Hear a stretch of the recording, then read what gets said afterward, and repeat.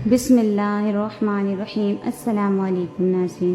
آج ہم آپ کے لیے لائے ہیں ذی الحج کے 10 دنوں کی فضیلت اور ان میں کی جانے والی عبادات۔ جس طرح رمضان میں طاق راتوں کو فوقیت دی گئی، اس طرح اسلام میں ان 10 دنوں کو بھی خاص اہمیت حاصل ہے۔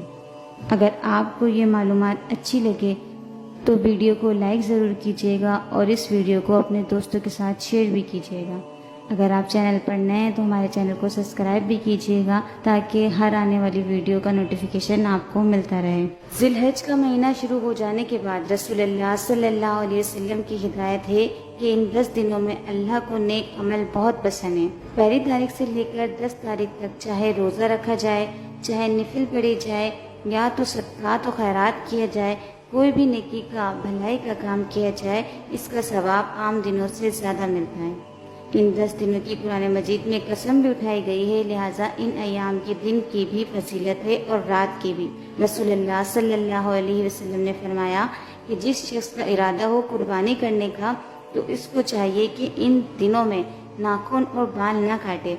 بہتر ہے، مستحب ہے، کوئی فرض یا واجب نہیں ہے، لیکن افضل یہی ہے کہ جس نے قربانی کرنی ہو وہ پہلی تاریخ سے لے کر جب تک قربانی نہ کر لے بال اور ناخن نہ کاٹے۔ اسی طرح 9 ذی الحج کے روزے کی بھی بہت ترغیب دی گئی ہے کہ رسول اللہ صلی اللہ علیہ وسلم نے فرمایا، یوم عرفہ 9 ذی الحج کا روزہ گزشتہ 1 سال اور آنے والے 1 سال کے گناہوں کا کفارہ بن جاتا ہے۔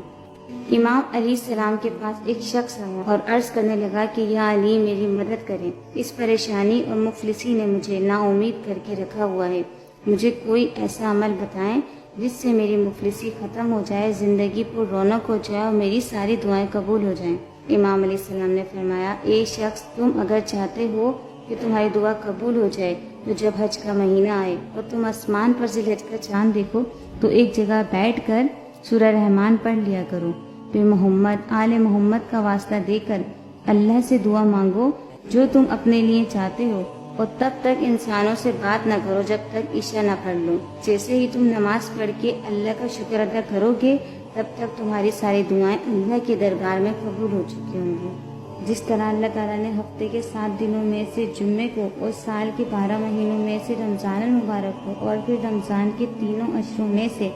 آخری عشرے کو فضیلت دی ہے، اسی طرح ذی الحج کے پہلے عشرے کو بھی فضل و رحمت کا خاص عشرہ قرار دیا گیا ہے، اسی میں حج کے ایام کو رکھا گیا ہے۔ بہرحال یہ رحمت خداوندی کا خاص عشرہ ہے، ان دنوں میں بندے کو ہر نیک عمل کرنے کا ثواب زیادہ ملتا ہے، ان میں جو بھی عمل کیا جائے اس کا اجر و ثواب بڑھتا چلا جاتا ہے اور اس کی اللہ کے یہاں بڑی قیمت ہے۔ آج کے لیے اتنا ہی، اپنا بہت سارا خیال رکھیے گا، اللہ حافظ۔